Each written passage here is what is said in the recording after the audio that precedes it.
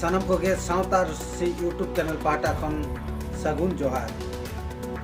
नितो बन नेला नोआ ओडिशा रे बीजेडी सरकार नौका आदिवासी को एनेजे कोआ हाना नवा योजना आगु काते ब्लॉक स्तर रे हुएन पंचायत स्तर रे हुएन कि टोला रे हुएन हाना नवा योजना आगु काते खाली खाली माने अथड़ी टाका खर्च गिडिया और ओना दो जहां तिनन के को शामिल कना झोतो आदिवासी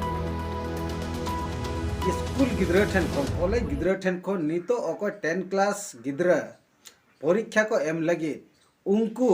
जनजाति योजना रे हाड़े आगु काते ब्लॉक रे डांस सोचत को है आबोरेन आदिवासी को ओका एसडीसी प्रोग्राम हुयुक कना ओका जनजाति डेवलपमेंट हुयुक कना ओका नोआ विभिन्न योजना माने अडी गान योजना आगु काते नौका टाका बर्बादिया और आबोरेन हर नौका भुलाव का को कना ठीक के बाको ठीक के दाड़ा जम कना नेल दाड़ा कना बोन मीटिंग चाबायना तापरे नुकु हर जमा को नामा से बाको नामा ओना दो नुकु दो बाको चिंताया नुकु दिकु सरकार दो आको स्वार्थ हासलेन खान गे आदो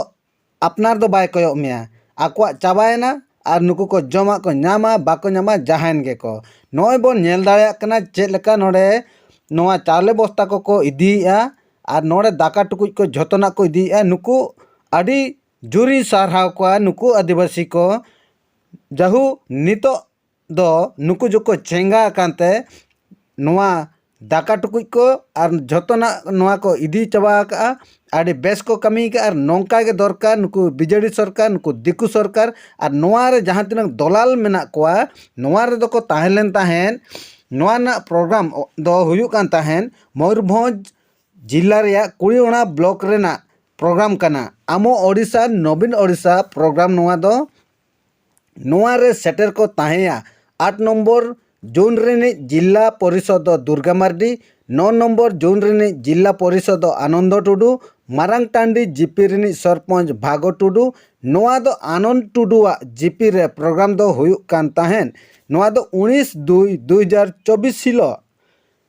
नोडे रिन आदिवासी को जो आबोरिन को चेंगा के खातिर ते नुई बीजेडी सरकार नुआ दो मिटंग सबक को सिखाव का दिया और को लगा का दिया जतना नुआ को इदी का तया और नुकु दो नौका के लगती केना नुकु बीजेडी सरकार जहां गे मीटिंग आए ओंडे दो अब बाबन मीटिंग होचोया और जहाना गे नोना किरपल को इदी लगती कान तहन नोडे खन लगा दरकार कना नुई जुदी बाबन लगाया तबे खान दो आदिवासी दिन हिलो मुचेत बना आदिवासी चेलकार को डेवलप पा चेलकार टाका पैसा को इनकमा ओनामा बाय कमिया को कना नो इलेक्शन सेटर कानते मिद दिन बार दिन लगी जमा एमो कना और किछि गान पॉकेट रे पैसा एमो कना 200-300 टाका दिकु सरकार बीजेडी बीजेपी सरकार बन लगा किना अब आदिवासी राज बन अगुया नुकु छातिक अब भोज दिसम रे बाबर राज हचो को और अब दलाल संतान बन लगा कोआ